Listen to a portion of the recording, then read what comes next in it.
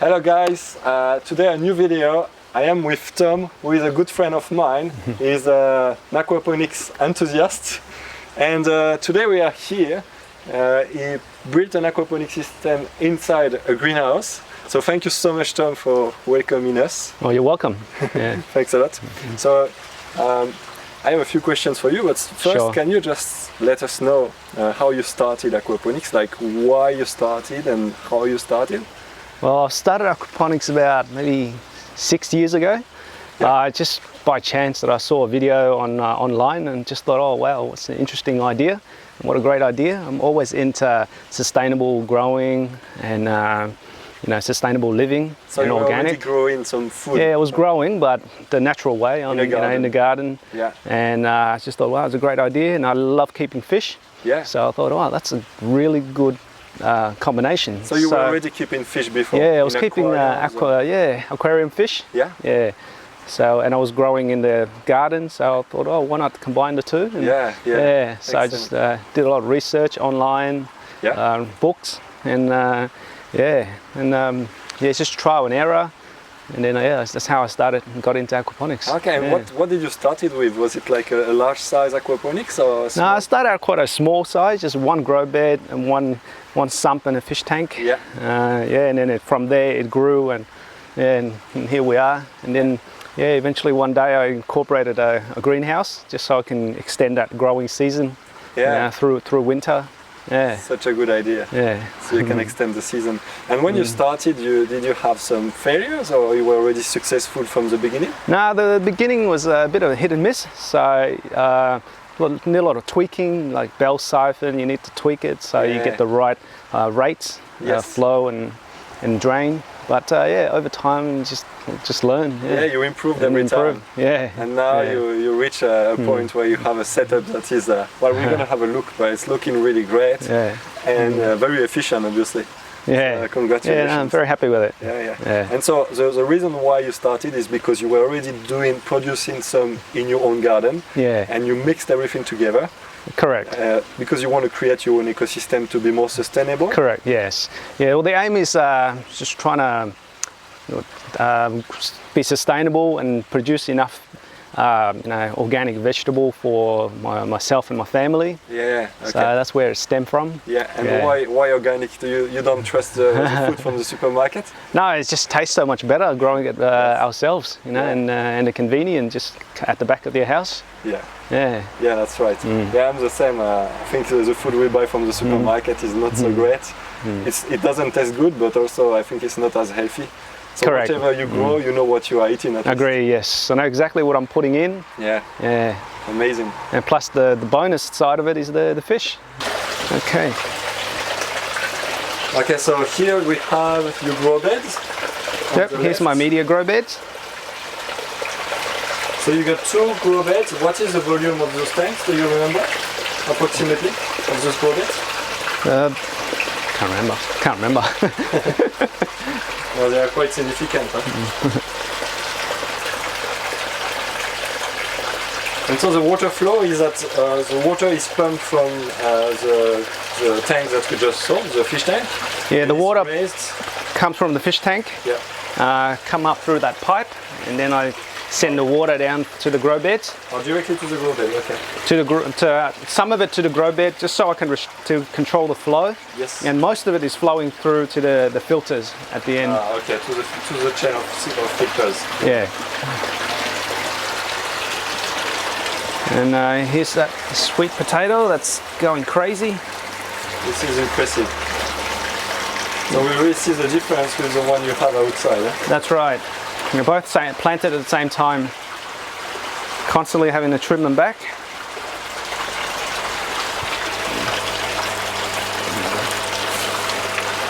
So there's the pump and the filter system. And the filters. So the water comes up into that barrel. Yeah. And then it gets filtered. That's a radial flow filter. Okay. And then it'll come out onto this second radial flow filter. Yep. And then over across into the media filter, the biofilter, and then it will flow down to flow down into the DWC. In the raft system, yeah. So what about the greenhouse? You started with this greenhouse. How did you incorporate the system inside and how you make it working together? Because you have to respect a certain temperature. That's right, yes. How do you regulate things?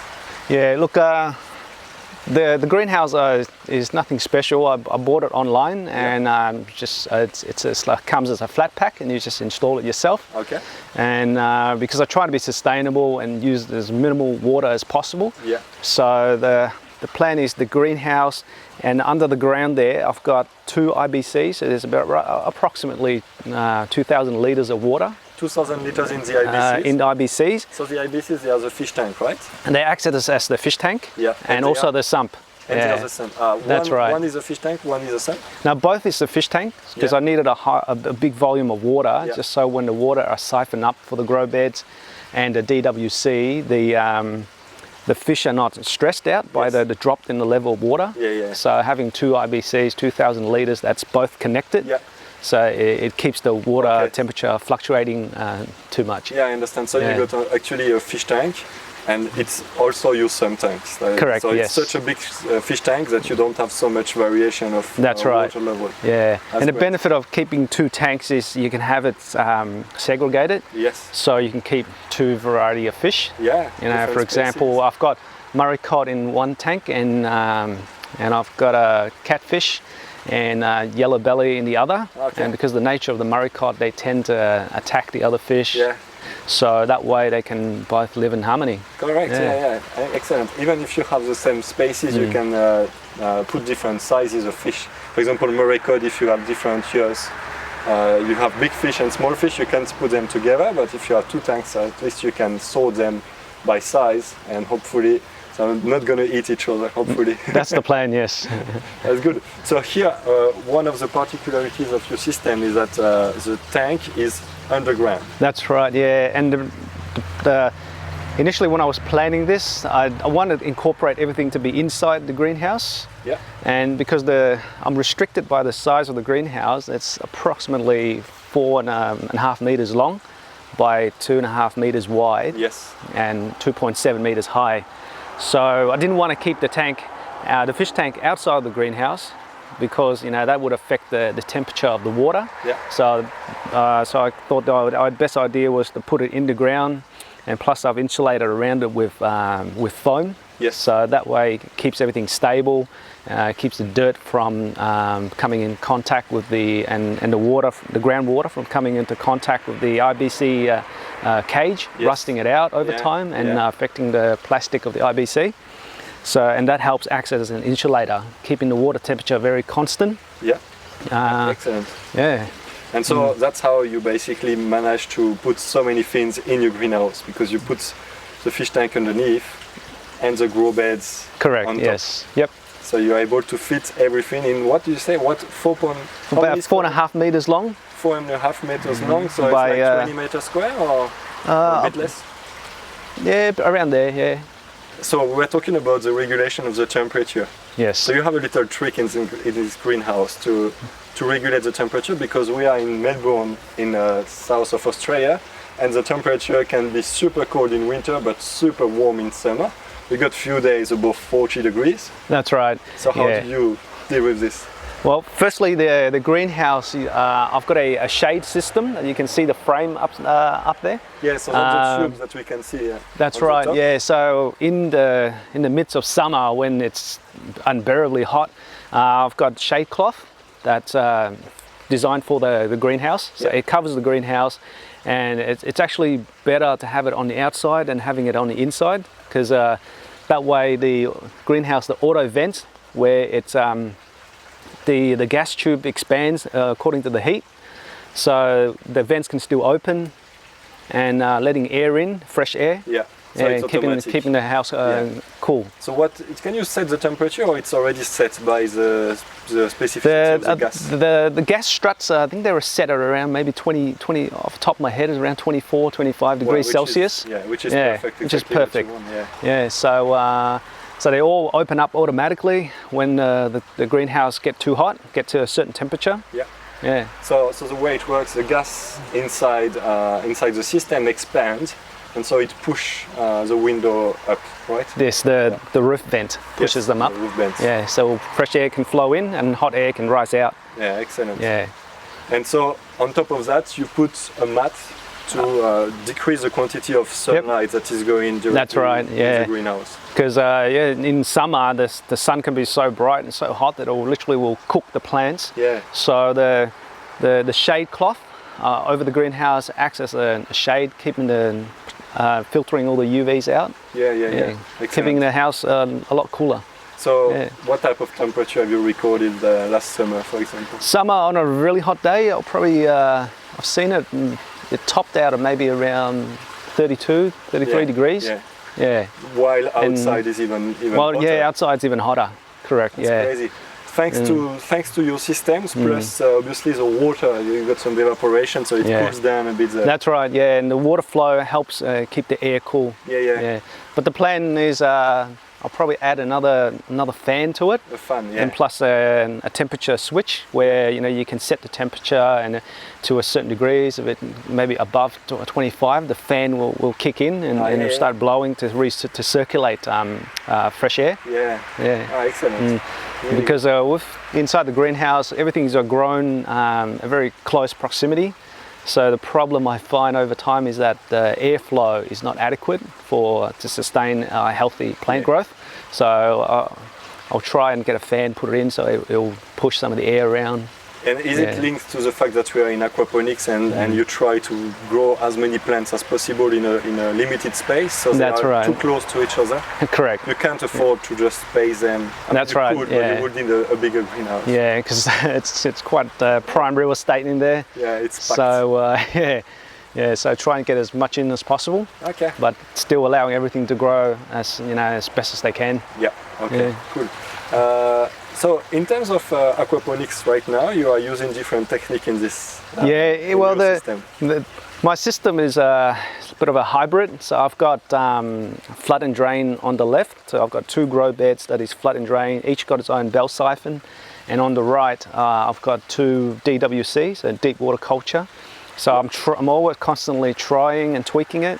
So when I've got one variety of plant, I'll try and grow half in the media grow bed and then the other half in the DWC and try and monitor it over time and see how each is performing. Yeah. You can see a clear difference. Some plants certainly prefer DWC over the grow beds.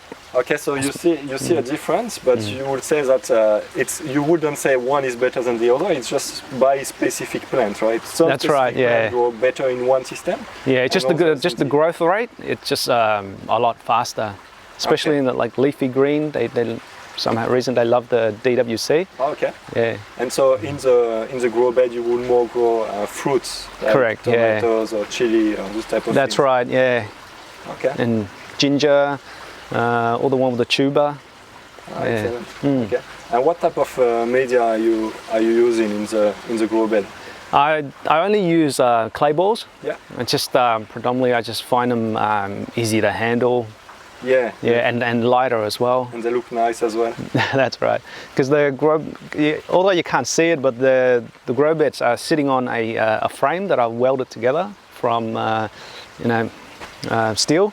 Yeah.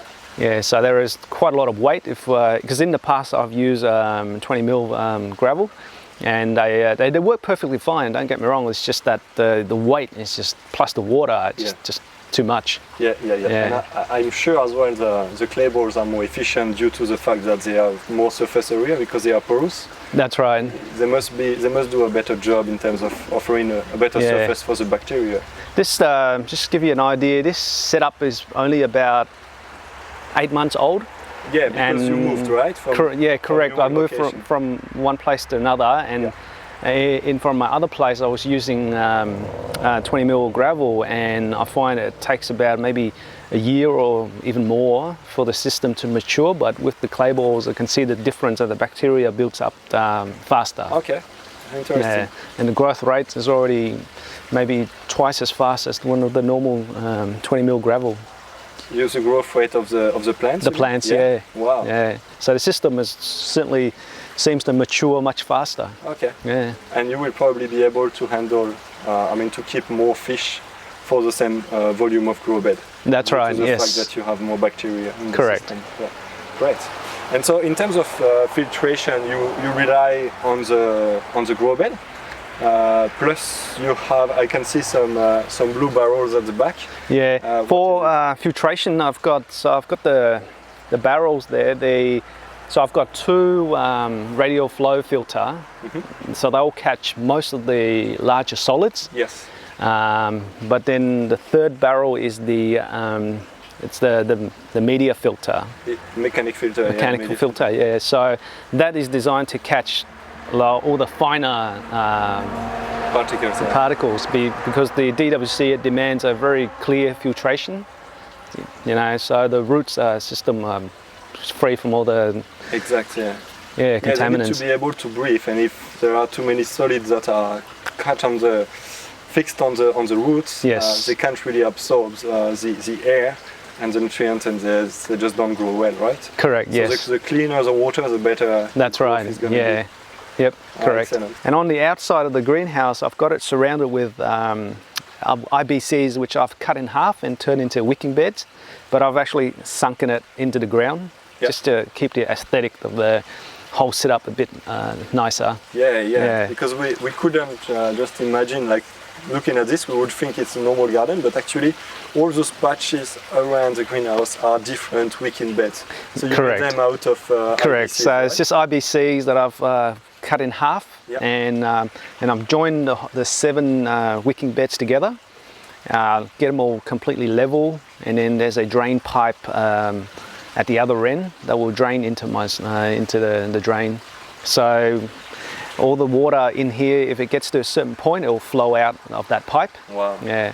And I try to catch all the water off the roof of the greenhouse. Because the greenhouse got its own gutters, so it's all connected to poly pipes, and it drains all the water into the wicking beds. So if it rains, it'll catch most of the water. So it's very sustainable. So you try to maximize that's right, the yes. resources you have. Correct, yeah. Really good. And I find it worked really well. I rarely have to top it up with water, so it's definitely working, and the plants are certainly loving it. Fantastic. Yeah. Okay, and so far, have you found that one system was working better than the other, like either the aquaponics or the wicking beds? I find that the grow beds grows faster, better than the wicking beds. Oh, okay, yeah. Yeah, probably because the constant water supply. Yes. Yeah. Constant nutrients. Correct. Well, yeah. Okay, that's good. And maybe there are some species that are going to be more adapted to the wicking bed. You were talking. That's right. Yesterday you talked about asparagus. Yeah, I'm looking at planting asparagus in the wicking beds because with asparagus, it's a long investment plant. You know, you put it in and you can't harvest to at least a few years. So it makes sense that I'm going to dedicate 2 grow beds to asparagus, because I'll put it in, and then maybe 2-3 years down the road, fingers crossed, I'll get a good crop. You can probably plant other plants with it, maybe.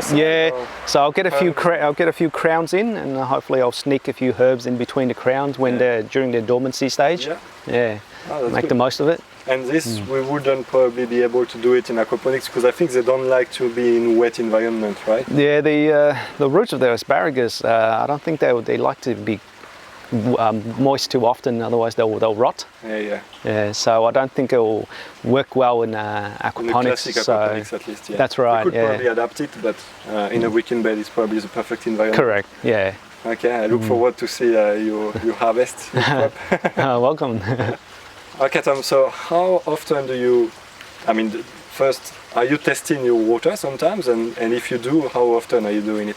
I'm currently testing the water. I tested more often when it first set up, but now I find it's quite stable, and I probably test it maybe once a month, you know, pH, etc. But currently I can see that some of the plants are struggling for iron, so because of the yellowing of the leaves, which is natural for a young system. Exactly. So currently I'm having to test for that and adding in iron chelates, just to give it a bit of a boost. Yes. Okay. Yeah. Why? Because the fish are still small, so that maybe they're not producing enough waste to sustain the system. So just adding those supplements just gives them a little bit of a hand. Yeah, also the iron. As soon as you put normal iron in the system, it's oxidized because of the oxygen and the pH of the system. So we always have to add some. So what kind of chelated iron do you use? Do you remember? Or? Just the iron chelates powder form that you can purchase from the hardware store. Yeah. Okay. Cool. And what type of fish are you growing then? The fish is I've got a Murray cod, which is a native fish to Australia. Yeah. And fish that can grow really, really big. Golden perch or yellow belly, and also catfish, tandanus, which are all native to Australia. Yes.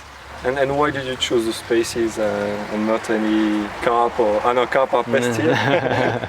Now look, I've tried a few species in the past, and I find that these works really well in the system. Okay. Yeah. Excellent. So, do you know? Yeah, I think in the past you grew already some Murray cod. Yes, in my previous setup I've had some Murray cod that was quite successful. And how long did it take you to be able to harvest them? I think that one there maybe took me about a year and a half before it got to plate size. Extremely fast. That's right, yeah. Comparing to myself who is growing silver perch, and I got my fish, I had them for probably 4 years, and they are only 30 centimeters. I mean, they are plate size, but they take a while comparing to all the fish such as the Murray cod or the trouts. Yeah.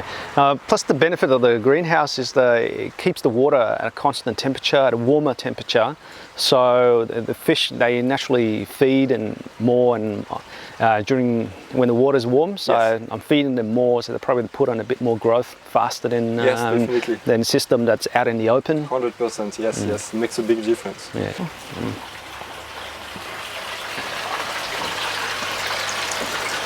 So this is the fish tanks.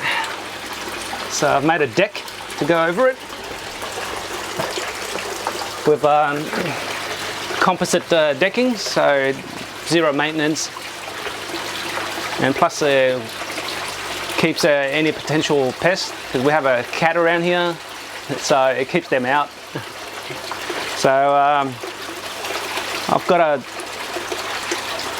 5,000 litre pump, but it's a Laguna pump which it's got a cage around it to collect all the solids. So because it pumps all the solids up to the filters. Really cool. So the pump is a submersible. That's the one we can see underneath there. Correct. Just the cage and the pump is. The pump is submersible. Yeah. Okay. I'll just bring the pump up so you can see. And I use a 32 mil line, just so I get a maximum flow rate. And there's the pump there.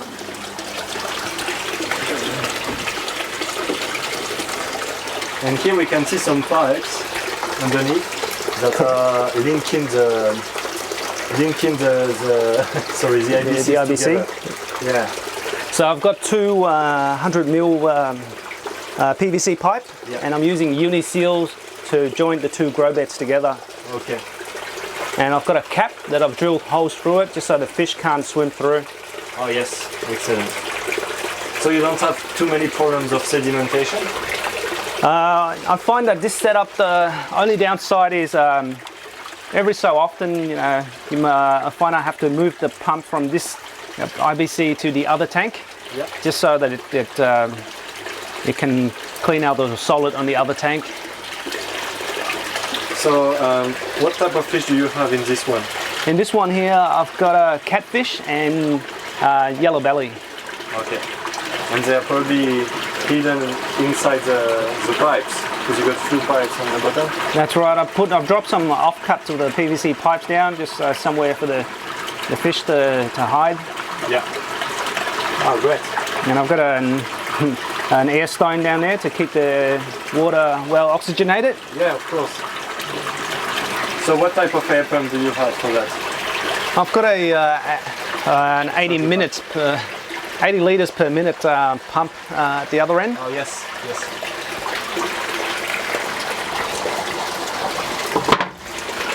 Okay. And here's the other tank.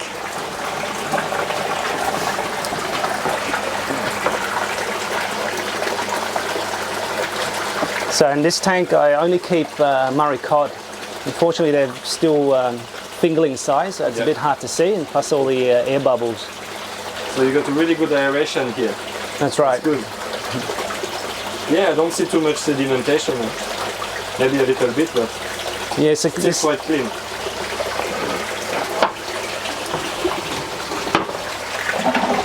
And so in terms of fish food, obviously you are using some pellet food, but also before you were growing a bit of live food as well. Can you look, most of the fish, like the Murray cod and the catfish, I feed them pellets because they're small. So maybe the small 2 mil pellets that sinks, because a lot of them feed on the bottom. Yes. But for the yellow belly, they're a bit fussy, so they prefer a live food, but I'm trying to wean them into taking pellet food. So I substitute live food every once or so a week. So I'm trying to culture my own blackworms. So it's just a small setup that I have with a pump pushing air through it. Yes. And the worm seems to quite enjoy it. And they're breeding very fast. Okay, and so obviously you are not going to be able to do a big production, but when the fish are small, it's enough to help them to switch. That's right, yes. Well, that's the idea. I'm trying to move them off live food and onto pellets. Yes. So the worms is just acting as a supplement. Yes, I see. Yeah, because golden perch is one of those tricky fish that don't always accept the pellets. You really need to lead them to the pellet slowly. So that's why you're doing this. Correct. But the blackworm is such a good idea. If you can add a bit of live food in the system, it's a really good boost in vitamins, and it's much better for the fish than always eating the same food. Great. And I have a question that is not really related to this, but what about your family? Do they enjoy having an aquaponic system here, or do they, what is their point of view on this activity? Yeah, no, my family loves it. My daughter, I've got a little girl who loves it, and it's a good place to teach them about planting, where foods come from. Yes. Because a lot of kids nowadays, they're not too sure where the food's. I think it's supermarket. But she loves getting her hands dirty and getting there, helping me out, and seeing the fish. They love seeing the fish, the kids. So she is involved with you in the... Yeah, very much. That's cool. And does she feed the fish sometimes? Oh, that's a job. Oh, right. Okay, really good. Excellent to hear. Well, anyway, we can understand why the family loves the system, because Tom made it really nice, really clean, and it's productive. So you are really producing a significant quantity of food for your family from the system. So that's probably also a good point to raise if you want to start your setup, and if the family is not too much for it, you have to do it the good way, like Tom. Culture. And if you want to, I can show you under the raft, the root system.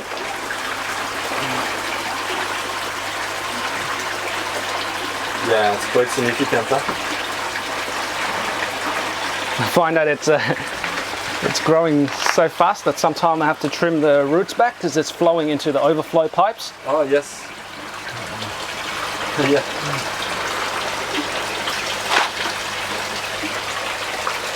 So it's nothing special. I just buy these pots from hydroponics shops and just put the clay balls in here. I'm going to plant the plant straight in here, and they'll just take off. So when you put them into the deep water culture, are they already started or just seeds? You can do both. I find that it'll probably be easier if you put seedlings into the DWC, because if you put seeds directly into here, I find that sometimes it'll just seep through the clay balls and flow into the system and end up somewhere else. So I plant them out as seedlings, maybe in the grow beds, and then I'll thin them out and pick the best one and plant them over into the DWC. Yes. Really good.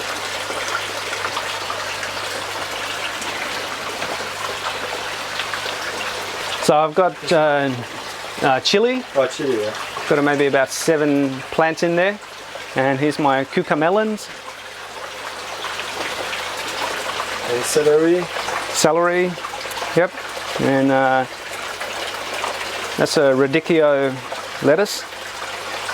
And bok choy. And you can see my strawberries are doing quite well. Yeah.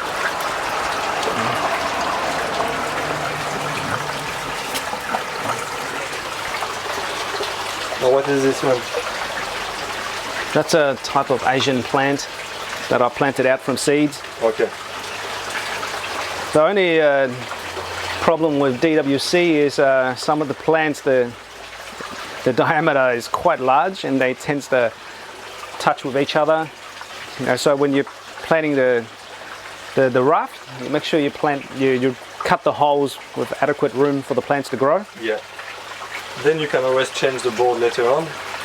That's right. Yeah. So I have these rafts, and I've got other rafts that I've made where the holes are further apart. So if I plant anything that takes a lot of room, I will just swap them out accordingly. Yeah. Very good. Is it possible to have a look at the inside of the filters? The filter? Yeah, sure.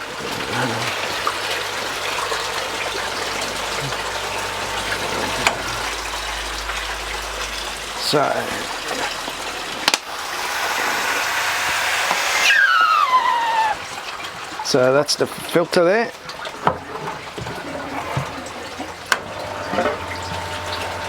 So as you can see, the water flows in, then out of that pipe, and all the solid is caught by this pipe. It'll flow down. It has to go down. Correct. And because it's solid, it just falls down, and That's only right. the clear water goes up on the sides. Yeah, and if there are any solids left, it will just be the finer solids that will flow out and will be captured by this filter, which I can show you. So.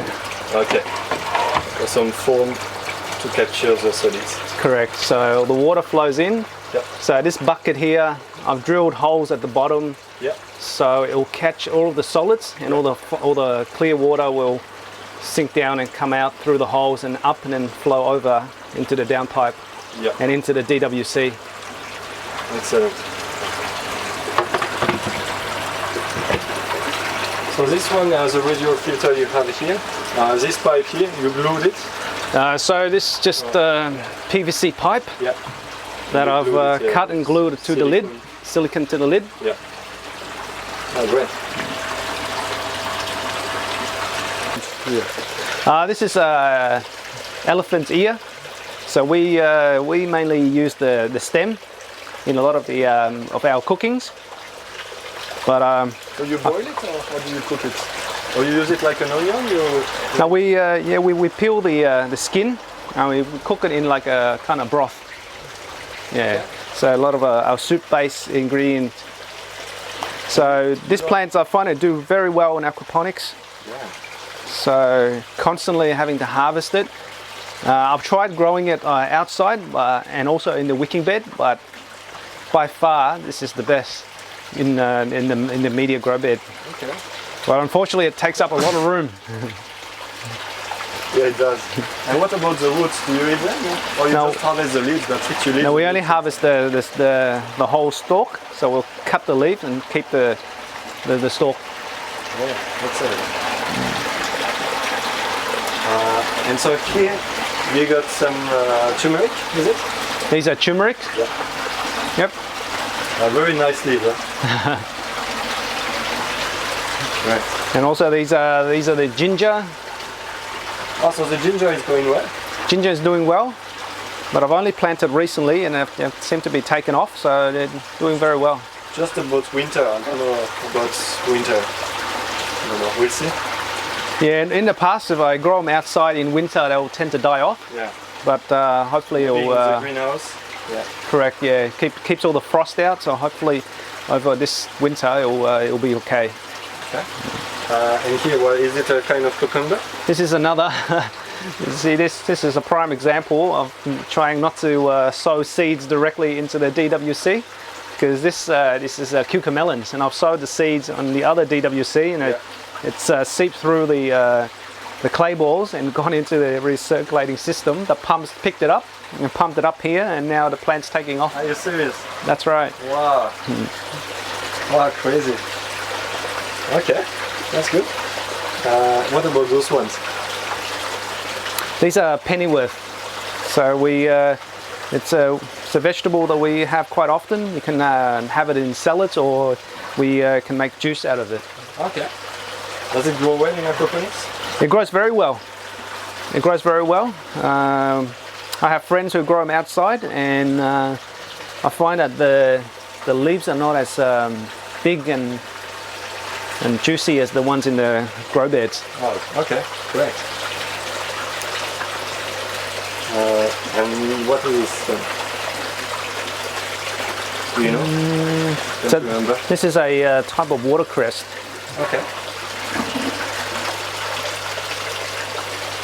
And here we got some eggplant. Eggplants, yes.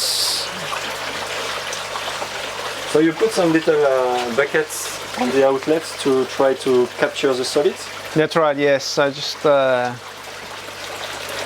got two of them, and plus some of the sponge in there to try and catch some of the solid, keep them from entering into the grow bed. But there's quite a few worms in this grow bed, so most of the solids that do get through, the worms will clean them up. Yeah. Just gotta, mostly what I do is just clean out all the leaves or dead leaves that has fallen in, just so they don't break down in the system. Yeah. Ah, excellent. Are we done? Yeah, we're done.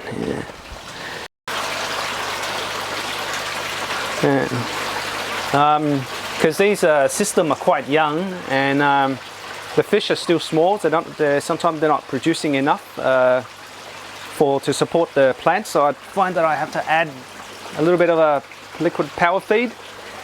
Just it doesn't hurt the fish, but it does give the plant a bit of a boost. Yeah. Yeah. So it adds a bit of nitrogen plus a bit of minerals, whatever they need. Correct. So you saw a difference once you added it in the system? That's right. Okay. So here you put the seeds directly in the pots?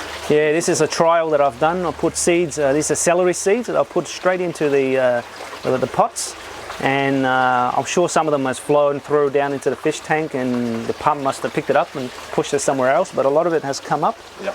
So at this stage I will go through it and thin it out and pick the strongest one, and I plant them out into its individual pots. Oh, good. Same with these bok choy. Yeah. Oh, excellent. Just want to show you the filter setup and how I maintain it.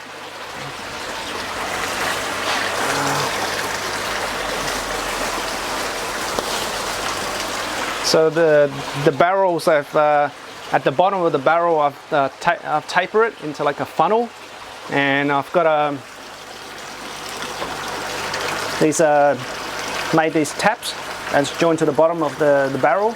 So maybe once every 6 weeks I would do a maintenance, and I'll clean out the filter system. So I just connect the clear hose to the outlets, and then I'll run the hose over to the fish tank into a filter socks, and then I'll just turn this nozzle, and then the water will flow out. And then I'll just get a brush, clean the inside, and everything will just drain out into and then it will catch all of the solids in the filter socks, and then that way the water's not wasted. It will just go back into the fish tank. So you're telling me that at the end of this transparent pipe you got a socks? Correct. A filter? Correct. So you can buy these filter socks that you can attach to the end of the hose, and then the water will run through, and then it will catch even the finest solids, and that way you're not wasting any water. All that water runs back into the fish tank, and it'll get pumped back into the system. Why don't you use it for your classic garden? I find that my IBCs, wicking beds, they're sustaining the water because I put a layer of mulch on top of it, so I'm not losing much moisture. Well, you don't have any other garden in your house? No. Okay. I just the rest is just lawn and and trees. Yeah, I can. Well, you can use it to water the garden, but I'm trying to save water as much as I can. So I just put all that water back into the fish tank, and plus I've got rainwater tank to harvest all the water off the house, and I use that on my lawn and my regular garden. So with the evaporation at the moment in summer, how often do you have to top up the system? In summer, I top it up maybe once every month, and I'm not losing a lot. I'm maybe put in between. I just pump water straight into the fish tank, and I'll probably put in about maybe 100 litres in about 4 weeks. So that's hardly much water at all. Great. There is probably one last thing that we didn't talk about. I mean, nothing very special, but about the oxygen. Oh, the oxygen. Okay. So maybe I can just take this. Sure. Yeah. And then the pipes are going inside the WC. So here you just have stones, or you have long lines of air on the bottom? Just an air stone, right? Yeah, I've got so the pumps, it's separated into 4 lines. So I've got 2 lines, one going to each of the IBC fish tank. Yeah. And then I've got 2 more lines running for the DWC. Okay. So I've got 2 stones in each of the DWC. Yeah. Just so I can put some more oxygen into the system, and I find that having fresh oxygen straight into the roots, it really helps with the plant growth. Yeah. So I can see that here it's very localized where you have your air stone, right? Do you find a better growth on the plants that are just above the air stone, or you don't find really a big difference? I don't know if my question is clear. I find that if you look at it here, this is a good example here.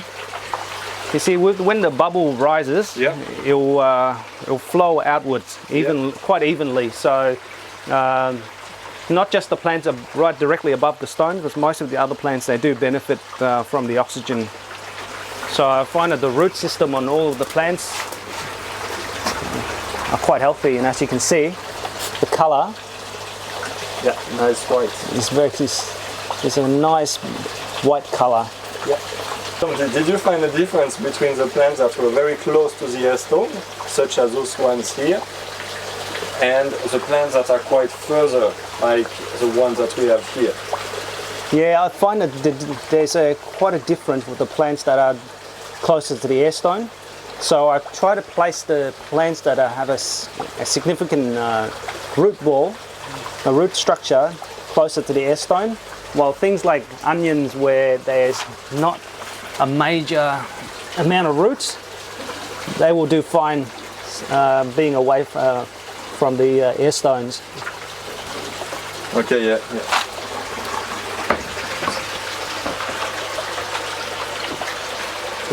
The greenhouse, the positioning of it, purposely placed in this spot because with my property the sun tracks along here, so I'm maximizing the amount of hours per day in summer and winter that I get the full sun exposure. So it tracks along the side, the right side of the greenhouse, so I get at least 6 hours in winter and maybe 8-9 hours in summer of good sunlight for the plants. Maximize the growth in the greenhouse. Correct. Yeah. Thanks, Tom. How do you manage any eventual pests that would come in the greenhouse, such as aphids or caterpillar? Well, it's a bit hard to manage the pests in the greenhouse because you can't naturally attract as much beneficial insect into the greenhouse as you would outside. So on nice days like today, I try to keep the door open so the ladybugs and all that can enter the greenhouse. But with amphids, I try to stay away from nasty chemicals. So I make my own maybe soapy dishwashing water with liquid detergent with a bit of water. And I spray onto them because that kills the insect, or I just use eco oil or white oil, and that seems to work really well. Oh, good. Okay. So until now, you never had any big issue, and when you had issue, you were able to manage them with this type of products. Correct. It seemed to work really well, and even if it do flow into the system, it doesn't harm the fish. Okay. And you haven't seen, when you add soap, it doesn't form any foam on the surface or whatever? No, you don't try to dilute it as much as possible. Okay. Just so that just enough so it attached to the insect. Oh yeah, okay. And it kills the insect? It does, yes. Oh. Yeah, especially the amphids. I find it works really well on them. Great. Did you ever had those white flies, you know? Like personally, I had them before on my tomatoes. When I have them, it's kind of impossible to get rid of them because I don't use anything. But how do you? I mean, did you have those things, and how did you deal with them? No, I haven't had any white flies. Okay. My biggest problem is the amphids, and the black amphids. I find a lot. There's quite a lot of them on the garlic chives. Okay. So you just have to be prevalent and just constantly attacking them with the soapy water and the eco oil. Yeah. Okay, I see. And you know, I receive a lot of inquiry about going for a commercial farm aquaponics. Do you think if you got a commercial system will be way harder to manage the pest, or what is your view on this? No, I'm just asking that because personally I think when you got a small system you can always manage it either manually or with soft, very nice products. But if you have a commercial system and you have pests that are coming in the greenhouse, I imagine it must be way more tricky to manage the crop and the pest. Yeah. What do you think? I think with my greenhouse, next thing I'll do is I'll start to incorporate and plant in flowers to attract bees, you know, because it helps with the pollination. Because currently a lot of the plants, sometime I have to give it a bit of a hand and hand pollinate. Yeah. Yeah, but if I incorporate flowers in there, then maybe it'll attract a beneficial insect in. For a commercial purpose, they can definitely do the same. Yeah. Very good point. Yeah. Thanks a lot, Tom. Tom, thank you so much for your time. Really appreciate it. You're welcome. I'm sure we're going to have the opportunity to make other videos later on. Yep. Because you are working on some very exciting projects. Yes. Such as? Yes, next things is I'm trying to build some batteries and get some solar panels just so I can be more sustainable and remove the power component of the whole setup. Because currently it's running on a 5,000 litre pump and an air pump. Together I think it's consuming about 150 watts. Yeah. So I'm trying to get some solar panel put in and build my own battery from recycled laptop batteries and and then hopefully have the whole system running on the solar power. That's amazing. Yeah. I can't wait. Well, thank you for today, Tom. It's so great, and I'm sure it's going to help a lot of people who are watching this video. You're welcome. Bye-bye. Okay, bye.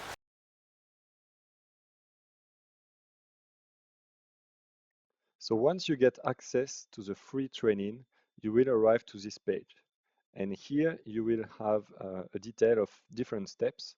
And each time you got a video or some description to really allow you to build some strong knowledge and to know and to learn the basics of aquaponics to avoid any mistakes. So just enter your email address and you will receive access to this training.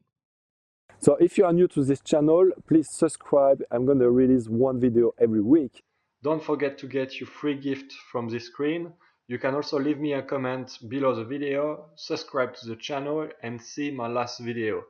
I really hope to see you soon and I wish you a fantastic success with aquaponics. Have a good crop!